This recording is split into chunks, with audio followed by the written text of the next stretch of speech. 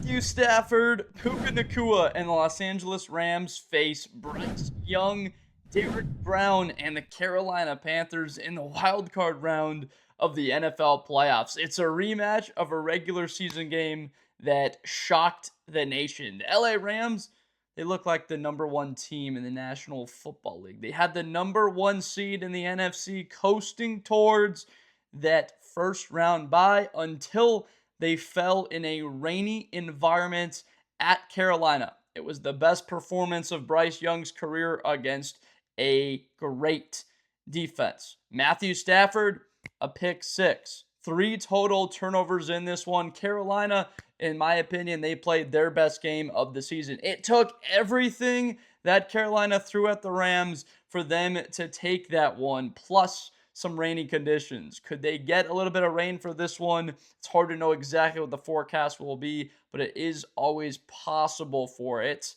LA, what do they need to do to win? They need to play clean. For Carolina, they need a little bit more than that. This is a Rams team that is, for all being honest here, which we are, the most dangerous team in the playoffs. Why? Because they have a quarterback in Matthew Stafford that has thrown 46 touchdown passes to only 8 interceptions. This guy is almost at a 6-to-1 TD to INT ratio, and he is getting back not his number 2 receiver, his 1B. Puka's the 1A. Davante Adams is the 1B. His red zone threat. Davante Adams has been unbelievable this year inside the 10-yard line. And Puka Nacua, he made that leap as a guy that could be a double-digit touchdown guy. 129 receptions. We're talking about one of the best. It's either him or Jackson Smith-Njigba in this postseason. Those are the 2 best wide receivers. It might just be Davante Adams. What I love about McMillan, for the Carolina side, is that you see a lot of Adams traits in him. You first look at their physical stature. McMillan, 6'5", 210 pounds, really good hands. He's able to pinpoint the ball, go up and get it. Also, a little bit more fluid than you expect for a guy of that size. Now, Davante Adams, he's a seasoned pro. As veteran as it gets, he's been one of the best wide receivers in football for a long time. He was the best wide receiver in football for 3-4 seasons when he was catching 1,600 yards, 110 grabs, and something like 14, 15 touchdowns a season for a couple of years there. McMillan would love to be what Davante Adams was overall. Now, they're their own styles, and McMillan is a mismatch for any Rams cornerback. For Los Angeles, they're one of the healthier teams headed towards the postseason. They've got their guys. For LA, you would love if you had Quentin Lake healthy. That would be a key contributor back there. But overall, getting Davante Adams, that's like the missing piece for this entire team.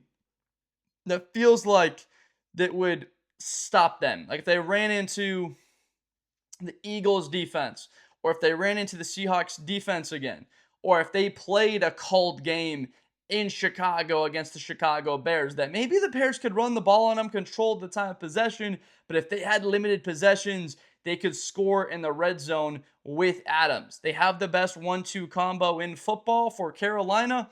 It is going to take everything to slow these 2 guys down. In the original matchup, we got to go through that one, pour and comb over it, because that is the blueprint for Carolina. If you can run for 164 yards on LA again, you're in great shape, especially when you could have 40 carries to do it. Now, a lot of people love that 5 yards a carry mark, and that's obviously excellent. You would love to be there. But when you have 4 yards a carry and you run the football on 2nd and 5 and it's 3rd and 1, you pick that up. Look, that's another 25, 30 seconds off the clock. Keeps your defense on the sideline fresh. They had 35 minutes to the Rams, 24 overall. About 10, 11 more minutes of time of possession in that game. You don't think that wore on the Rams defense a little bit in the fourth quarter? LA took a 21-17 point lead into the second half, and you felt like LA was going to turn it into another gear, and that was never found. Carolina could convert on 4th down. They were 3 for 3 on 3rd down.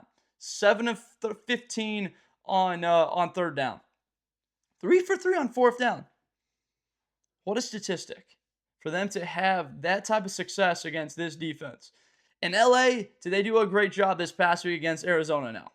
Michael Wilson looked like Calvin Johnson on that on that one catch. I was amazed. I was like, oh my, the fake punt, like what is happening right now? How is this? And then Matthew Stafford just turned into a monster, and they go from down 4 to winning that game by 17 points, going on a 21-0 unanswered streak there. After being down 16-20, they get up ahead and they win that game 37-20. A really strong showing. This is the number 1 offense in football. They score 30.5 points a game, does LA. Yards a game, 395. This is a Sean McVay offense. And for Carolina, it is unfortunate that Treshaun Wharton has not been healthy. You went out and you got this guy from Kansas City. You felt like he would be a missing piece, that you plug into your defensive line, a Super Bowl champion, and you're really looking at something here on this front next to Derrick Brown, the most underrated defensive line player in the National Football League. Derrick Brown, snubbed of a Pro Bowl. And then you go draft the kid out of Texas A&M, Nick Scouton. These are some real players now. Nick Scouton was a heck of a guy at A&M with a really good defense. And they missed him in this year. Now, they had a really good defense at A&M, side note, but they would have loved to have this guy back. He was a weapon there. He's going to have time to develop. I can't wait to see it. But that secondary, they work in such tandem. It's just the way it is in football. With the Rams, because of this defense that has 47 sacks, 7th most in football, compared to the Panthers, 4th, 5th least amount of sacks in the league with 30 sacks overall on the year. Why is that a factor? Because we'll go through here. So when you're getting pressure on the quarterback and that quarterback has to get the ball out quicker, your defensive backs don't have to be in coverage as long. If your defensive backs are really good, that means that you give your defensive line another quarter of a second to get there. So they work in tandem exceptionally well. And if you've got good cover guys like Emmanuel Forbes, Quentin Lake was back there really healthy. And then you've got Kinchins and Curl and Durant. Like this unit for LA and their secondary, they're good. They're probably going to invest in a little bit in the offseason. But that front seven, they're elite. Poona Ford, Colby Turner, Byron Young, Jared Verse, Nate Landman behind all of that. Oil Wells hitting on every single play. He's hitting on oil on everything. This man is spectacular back there. Have to protect the football when number 53 is roaming around. Chuba Hubbard and Rico Dowdle. Rico Dowdle's got to have a day here. He played good football with Dallas, and this season he came on the scene. And in that first matchup earlier on in the season, him and Hubbard were so balanced, right? So Hubbard had 17 carries, Dowdle had 18, 83 for Hubbard. Bryce Young, 23 carries overall. That run game was so balanced. And even though Los Angeles had 7 yards a carry, they only ran it 21 times, though, it felt like Carolina, because they did control the time of possession, that if they played that game again, that they were going to go out there and they were going to punch the Rams in the face. I think that the time here from LA, going back to look at that one and giving Sean McVay a full another week, I would imagine that he poured over that game and he looked at Stafford and they're like, hey, this game would be completely different. Like, they had to convert 4th downs. We had to turn the football over this many times, but we still had a chance at the end to tie it with a field goal, and then you've got that strip sack fumble. And I want to say Young hit McMillan maybe for a 1st down on a 3rd and 5. Otherwise, the Rams would have got the ball back with around like 2:05 to go. So it was a tight football game. One of my favorite games of the season. seeing Bryce Young play like that. After that game, after that Monday night debacle on the road at Levi Stadium, for Young to come out and do that to the where the Rams are playing at that point in the year, a 9-2 record, that was extraordinary for them to pull that off. And the excuses could pile in from Rams fans, and I get them. I understand them. I mean, this is a team that would love to play in a dome. Guess what? They're probably going to have to play in Carolina and play at Seattle. And you'll win that, you're either going to probably go to Chicago or to Philly. those are your options. It's going to be outside in the elements. You're likely going to run into some snow, some rain again. It's football weather. You know, football for Californians. I live in LA. I live in a suburb of Los Angeles. I'm out here. I don't like the rain just as much as anyone. And it's been raining like every day out here. So we gotta chill on the rain, because it's time to get out to the beach and start throwing the football around. I got football in the spring, playing that beach football. It's a lot easier to grip that ball. There's less rain on it getting out there. Californians, they don't like the rain that much, and we've had a ton of it. The Rams, if their rain does come up in this game, they've been practicing in it just a little bit now, and they'll have had that experience, which will help them. Let's shift this one towards the LA rushing attack against Carolina, because that Panther defense is very good at getting contact right at the line of scrimmage. Now, statistically, as the way that they stack up. So the Rams' second quarter, that's where I think this one's decided. The Rams are gaining momentum and they're running the football in the first quarter. They're going to attack. They're going to say, hey, we got a 7-point lead. How do we get sort of that haymaker before that second half? That's what McVay wants. He wants to get out of there and win this game in the first 3 quarters and not have it be close. Leave no doubt. Second quarter points a game, the Rams are 5th in the league, 8.5 points a game. The Panthers, they're 29th, 4.2. They score half the amount of points in the second quarter that the Rams do.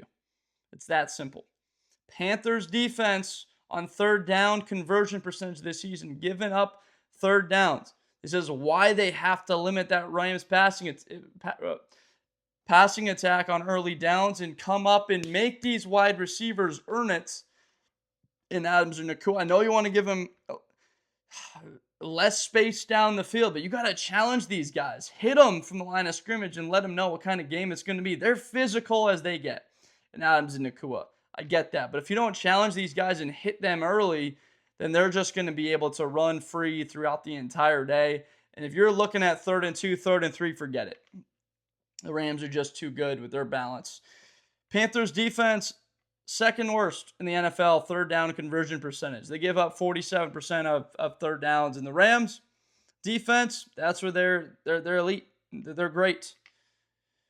36% that they give up. Well within the top 10. They've been really good this year getting off the field on third down. They were not in that first matchup.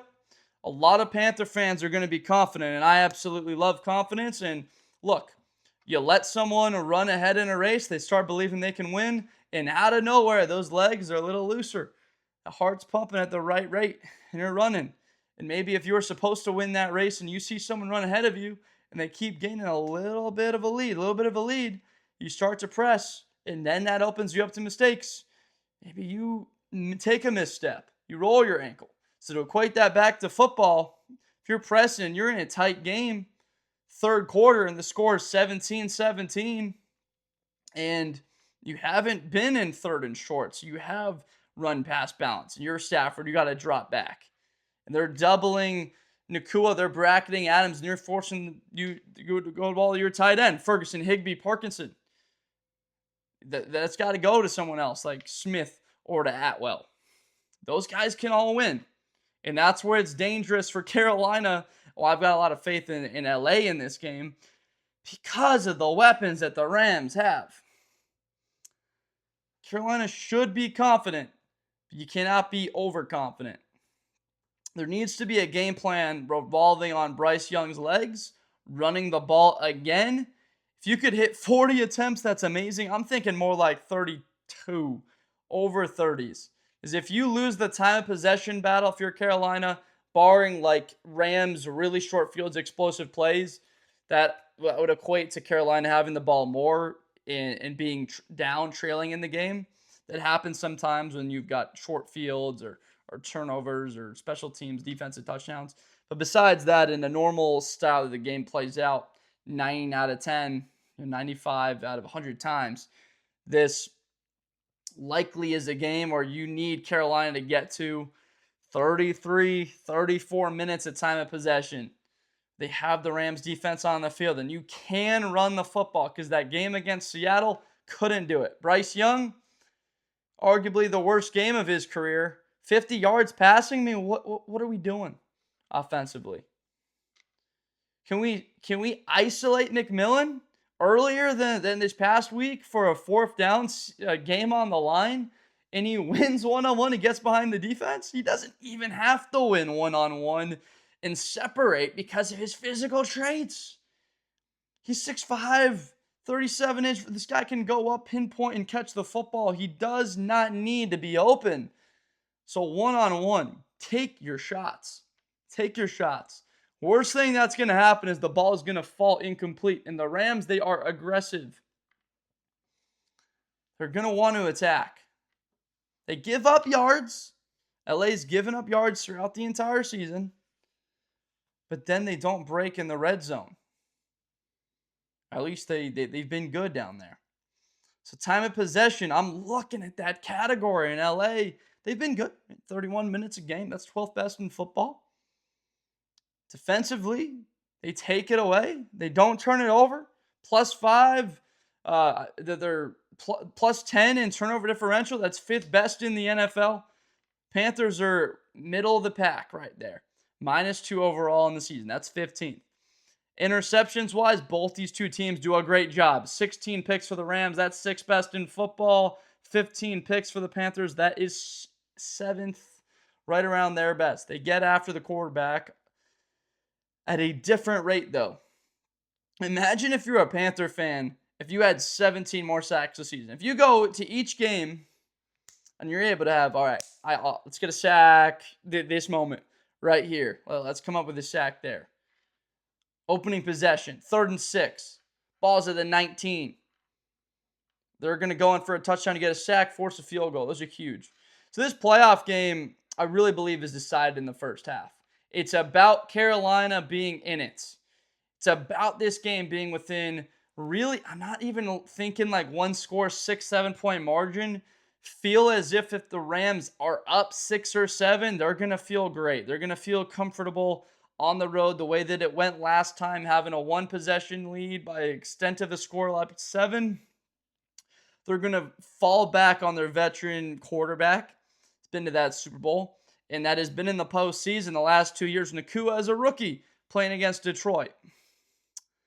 And last year, this Rams team beating the snot out of the Vikings and going on the road to Philly and being the only team remotely close to beating them, and they had them on the ropes. First down at the 20-yard line, 45 seconds left, they had them. Touchdown beats them. PAT. Rams probably win the Super Bowl. For Carolina, look, this is an opportunity that can't be taken for granted. First of all, they haven't won the division, right, since 2014, I want to say. Hasn't happened since they went to the so they went to the Super Bowl the year after they got beat, right? NFC Championship, they got beat by Seattle, I want to say, and then they got beat by Denver. I may have those years just a slight overall mix-up there, because I do know that they beat Seattle. Might have been divisional round 2015. Mixing something up there, because I know they beat Arizona in the NFC Championship game 2015. Cardinals had that crazy game with the Packers, and I believe that was Carolina, like up 21-3 or something at the half, maybe on Seattle. They came back, Russell Wilson a little bit, and fended that off. I want to say then in the year before that, it might have dropped. Then it must have been either wild card divisional. I think like a Cam Chancellor pick six. I'm going a little bit back, but it's kind of fun to reminisce on that stuff. And and look back at some history, because that was the last time Carolina was fully relevant. All due respect to Panther fans, that this team was dangerous with Cam Newton at the helm and Luke Kuechly. Really one of my favorite all-time players, a cerebral guy. And Nate Landman, doesn't he remind you of him just a little bit? Fearless. I love that word for certain guys. Fearless. Attacks the football. Now, Tet McMillan and his tenacious trait, right? So he attacks the football when it's in the air. He goes up and gets it. And I think that Bryce Young is a guy that is going to keep shooting. That he's going to hear it, maybe not big enough, strong enough, not as fast as people thought he was. All he's heard it all. First overall pick, bust, or whatever. Here's an opportunity. Go beat a team he's already beaten at home in his building. And then I look on the other sideline, Matthew Stafford. He heard it all. This is a battle between two former number 1 overall picks. Matthew Stafford has heard everything. But there's something about him that you just can't deny. This dude is tough. This dude is so tough. And he's having the year of his career. And yet, the Rams are being looked off the same way Philly is. Right now, all of the talk is about the Seattle Seahawks and how they have got this free reign path. But guess what? All the Rams do is they beat the Carolina Panthers. They very likely have another rematch with Seattle. 2 great games this season. The best game of the year, I think, no doubt. If you're a Rams fan, that probably hurts so much because you thought about that bye, and there's probably a lot of Rams season ticket holders watching this one that are thinking about, divisional game season tickets and then conference championship game season tickets.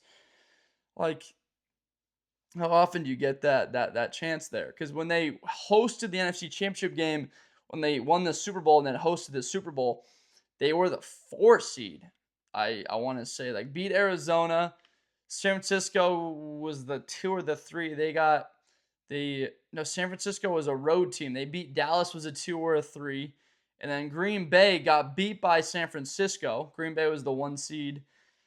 And then the Rams beat Tampa. I want to say that was a 4 versus 3 matchup when the Rams faced the Buccaneers on the road and up by 25, and then Cooper Kupp 50 yards, and then the game-winning field goal to send them to the champ game, and then trailing in that one, and then trailing in the Super Bowl. That was a special group. At times, I felt like this Rams team was better than that one. Why? Because of these weapons.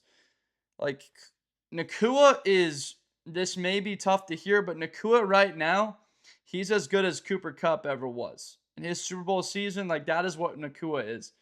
I don't know how the Rams did it, but they got a great one. And they got a great one in the deep rounds.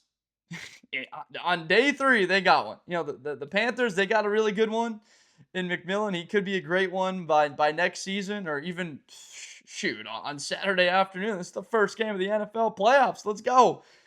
But the value of him. And you get Jared Verse.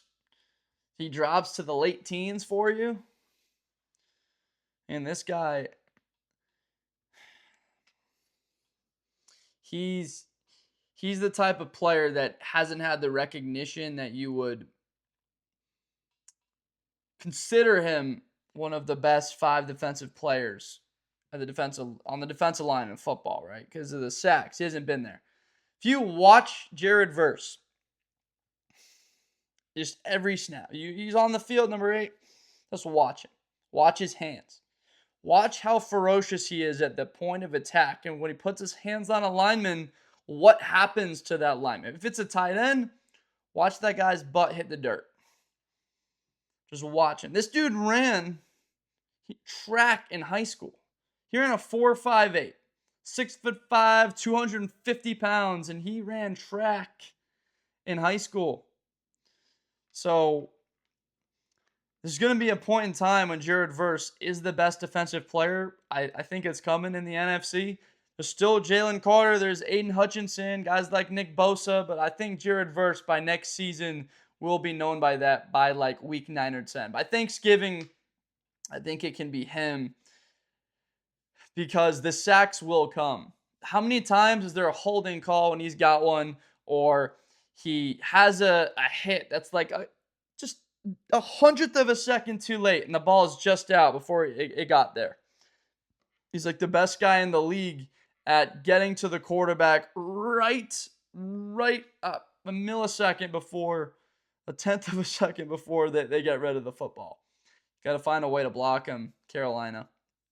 This offensive line throughout the season, you have to be able to protect Bryce Young. And they've done a decent enough job. Look, 27 sacks on the year. That's what, 1.5 a game. That's not terrible for LA and the way that they've protected Matthew Stafford. 23. Neither of these teams have done a bad job protecting their quarterbacks. They've been fine. It's not a major weakness. And the O-lines, Rams 2,100 yards rushing overall on the season. Carolina about 2,000. They both run the football really well. The major discrepancy is clearly in the passing statistics. But Bryce Young, 23 touchdowns, 11. He's playing NFL quarterback. He's playing football now.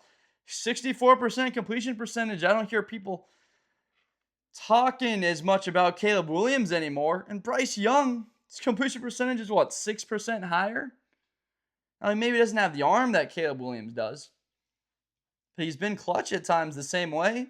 He's got a home playoff game for his program the same way that Caleb does. So there's an interesting narrative here that could be surrounding Young, around guys like C.J. Stroud and Bo Nix and these young quarterbacks, Drake May, that are in this draft. It's fascinating to watch those 5 guys.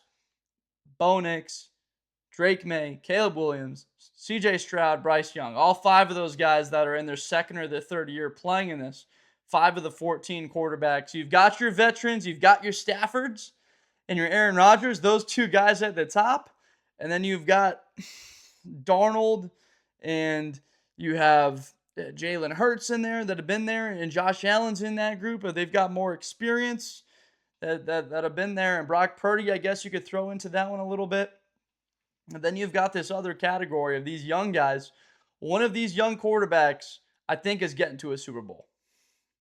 Whether it be Caleb, whether it be Bo Nix or Drake May. It feels like one of those guys is getting there. That's somebody. And you're going to come back to this question of why I feel like the Rams are the best, not the best, the most dangerous team in the conference. It's not because of Jared Verse, their secondary, their sacks, Adams or Nacua. It is because of Stafford. Experience.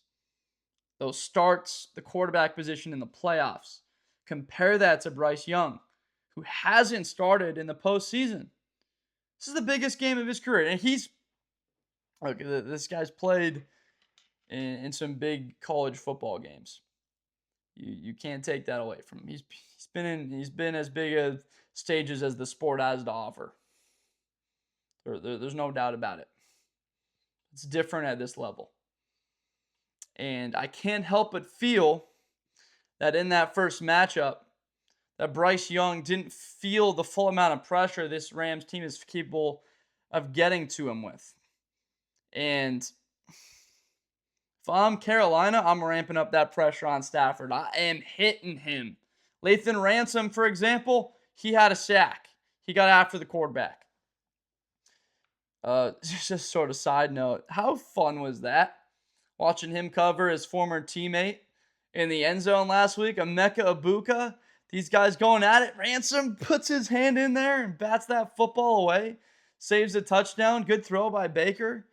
Lathan Ransom, the rookie out of Ohio State, goes out and lays it out, makes a play. This is going to be a good player for Carolina for a while. If you're a Panther fan, you've got a good one. And that's secondary. He's a tone setter. He's tough. He's been through adversity with injuries in his career, and he's all heart.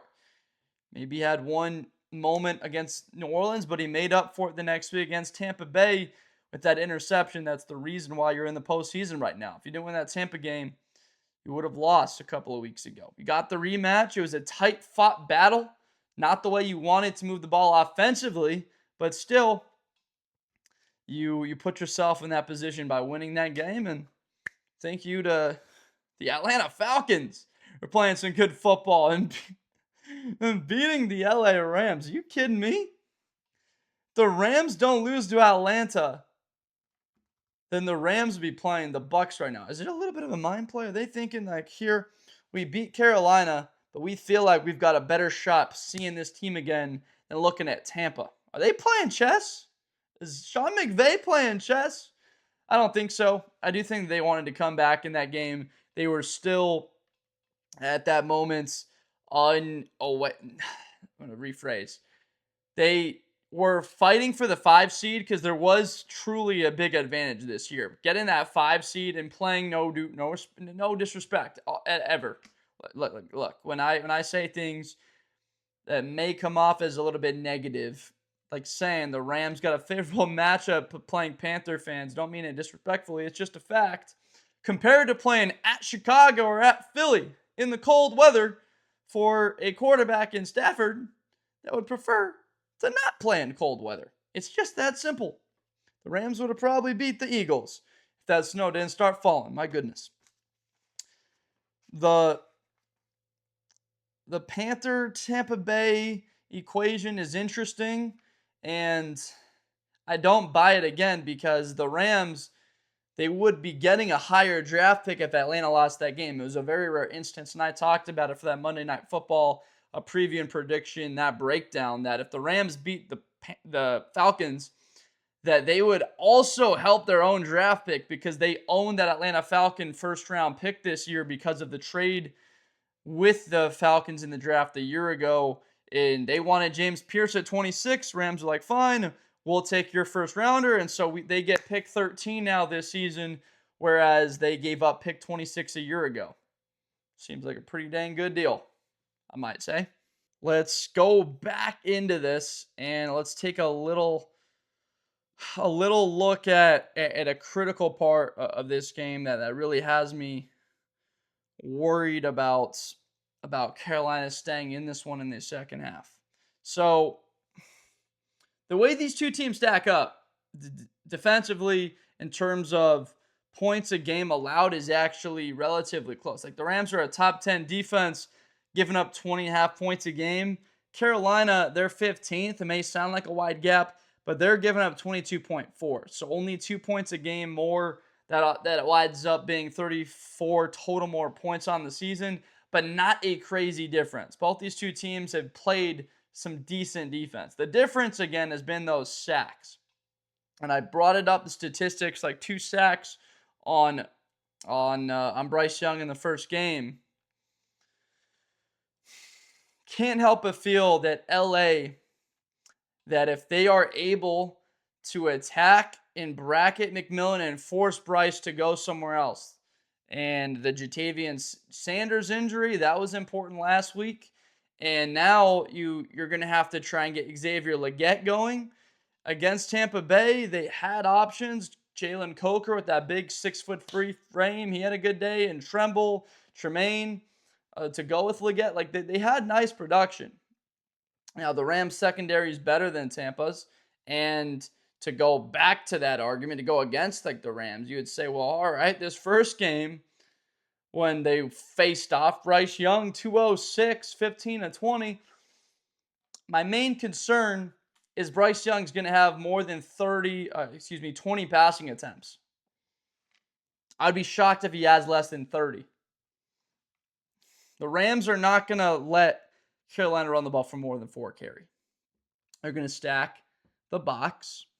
They're going to play physical up on these wide receivers, and they're going to make him beat them. And if Bryce Young delivers the ball down the field and he hits his open guys, if they have that much separation, there you go.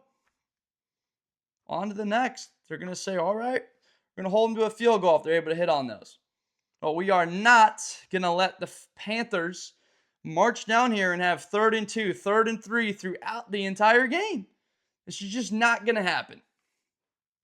So, and what changes is why I'm a bit nervous about Carolina being in this game in the second half is because of the level of coaching that the Rams staff is and their personnel-wise McVay flat out, versus Canales. I got respect for Dave Canales. He's done an excellent job, got his program in this position. They won the NFC South first time in a decade. But coaching for Sean McVay and that game plan they're going to have defensively as well. They're going to have more guys towards the line of scrimmage, and they are going to force Carolina to throw the football on early downs. It's going to look a lot like that Seattle game. I think they have more success than the way it looked against Seattle in a game that was tight. I mean, it was 3-3 game at the half, wasn't it? I want to say it was tied at the half. Felt like Carolina was right there in a game, by the way, that Rams fans were badly wanting the Panthers to win because they still had a shot. Simply, if Carolina won that game against Seattle and the Niners got beat by the Bears, the Rams were back in contention for the 1 seed. They were still fully in play, and then at the end of the day, they were eliminated because Carolina lost to Seattle and the Niners beat the Bears. Rams, best they could do is the 5 seed, which is where we are right now. See, that's what worries me, is in an ultra-aggressive Rams attack that says, all right, Bryce Young, if it turns out that you're going to play to that level once again, 147 rating, 3 touchdowns, no picks, then Matthew Stafford, that's what we're going to have. But they're going to defer to the defense that they've played throughout the season, which has been winning football. And they feel like if they're able to force the Panthers to throw on early downs, or if they run into a loaded box, they'll be looking at 2nd and 7, 2nd and 8 throughout the day. And Bryce Young's going to throw the ball 35, 40 times, and the rushing attempts, they flip. So you're looking at 40 passing attempts and more like 20 rushing attempts, and that is a recipe for a Rams win by about 14 points. How does Carolina slow down LA's attack? There's a fascinating way to go about previewing that matchup because Mike Jackson and J.C. Horn, these are really talented defensive backs. They get hands on you.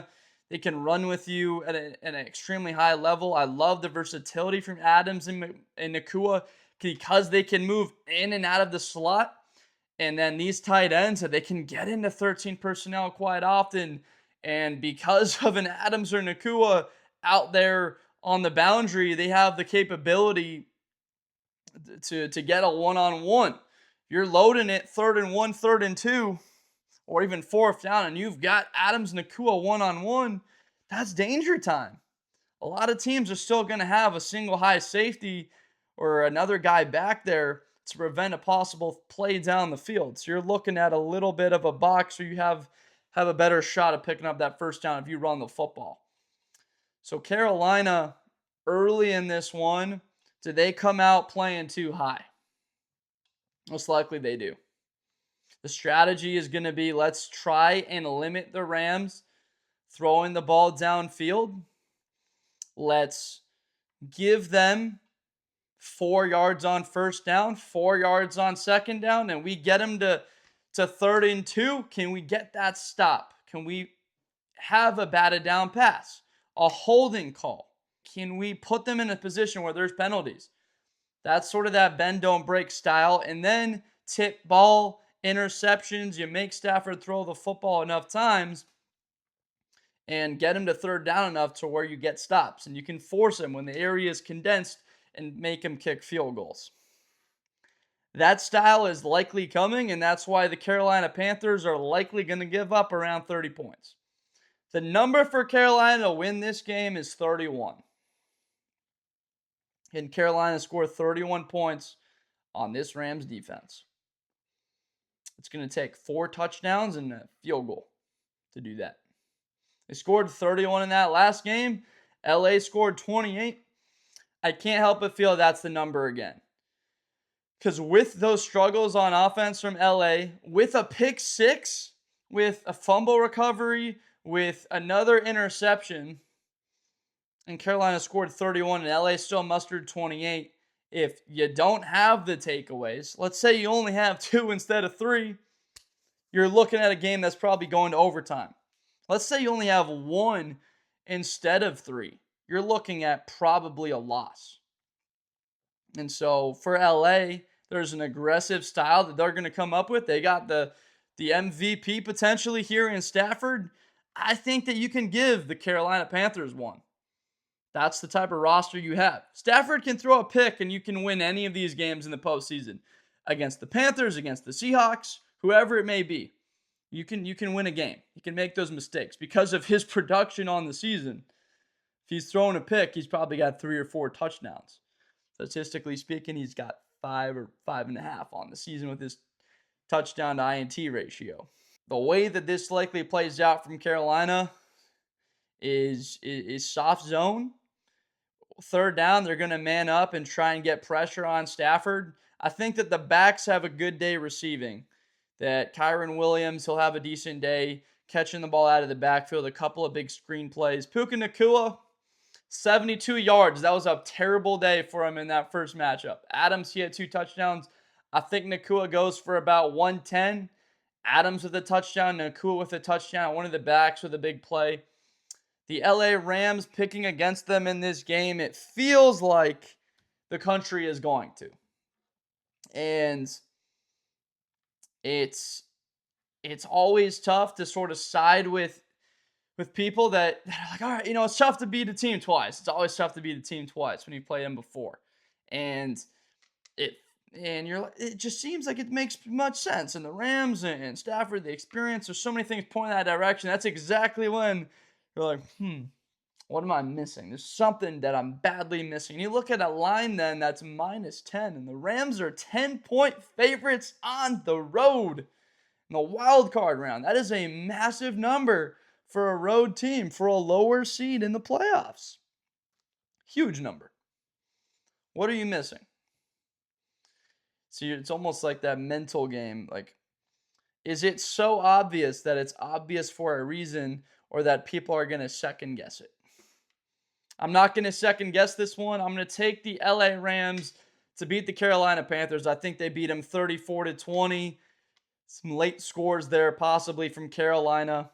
Up front defensively, this Rams defense, if they don't get pressure, that's how Bryce Young needs to use his legs. Has to extend plays. Move that pocket from Canales calling plays. Get Bryce outside on the perimeter using his legs. 12, 13, 14 rushing attempts. I'm talking about manufacturing opportunities for your mobile quarterback to run the football. How about that idea? You've got a guy with great legs. He's got a far better athletic profile than the other quarterback on the other sideline. Let's use it. Take the big hit. It's the playoffs. You're not going to be playing for 6 months. Training camp's not till July. Let's see, February, March, April, May, June, July. 6 months.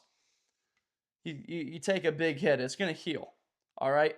We're going to have fun watching this one. I got to say, Panther fans will find a way to be stressed. Rams fans, they will be stressed at the get-go. This is to say, people, I know it's going to be stressful watching the postseason, watching your team. Let's find a way to enjoy it. I know that it may have been a while, or if you're a Rams fan, the expectations have been there. But look, you're in the postseason. The goal every year is to make the playoffs for every team. You get there. Is there a way to enjoy this game from Carolina no matter where the result goes and say, all right, Bryce Young, he's the guy for now. He won us this division. He looks like the guy. Let's see how he plays next year. They're probably going to pick up that 5th-year option. So you've got another year with Bryce to figure out what he's got going forward. Do you fully pay this man? Is there positive and improvement? I think if Bryce Young comes out with a win in this game, he's the guy. Let's say it. In sports, a lot of times, simple statements like that, you can get yourself in a bit of trouble. I'll go ahead and say it. Let's be confident. If Bryce Young outplays Matthew Stafford, give this man the number that he wants. This would be one of the biggest wins in Carolina Panther football history. For LA, that would be their largest blunder in the history of this franchise, losing this game. Think about that amount of pressure, waking up and playing with that amount of pressure for LA, for McVay to call this game, for Stafford throwing the ball. Already had those turnovers It's possible it happens once again in this one. So Carolina's got nothing to lose. They don't. They already won the division. They're here. They're in the postseason. It's at home. Give their fans something to show out. If you're a Rams fan, find a way to enjoy it. I know it's going to be a stressful potential couple of games here in the postseason for Carolina. It will be. It's the new year. It's the best time of year by far. Holidays were great. Whether you celebrated Hanukkah or Christmas, the new year, I hope that you had a great time doing it. And now we've got the postseason. I bet you're very, very excited for this one the way I am. First game of the playoffs. Rams 34, Panthers 20. Thank you so much for watching. I appreciate you so much. This is far and wide the most fun to talk about these playoff games that mean so much to the players, the coaches, the fan base, and everybody surrounding it. And to cover, it's been amazing this season. If you haven't followed, subscribed, Blitz with Blender, please do so. My name is Josh Blender.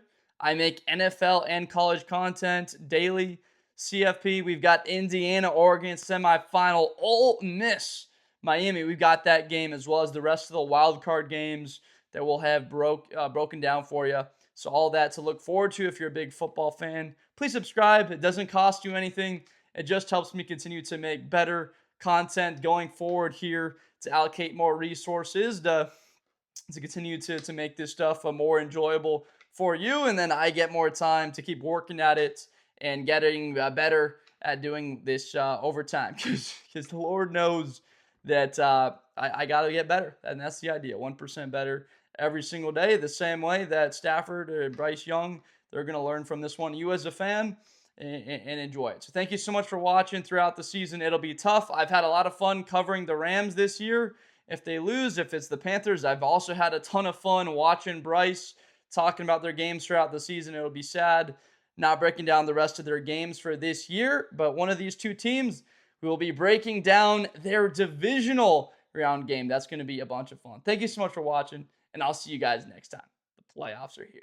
Best player in college football. That Georgia and Ohio State game, New Year's Eve, is going to be a classic. Josh Blender, hi everybody, I'm Josh Blender. To the 40, 35, 30, Espinosa to the 20.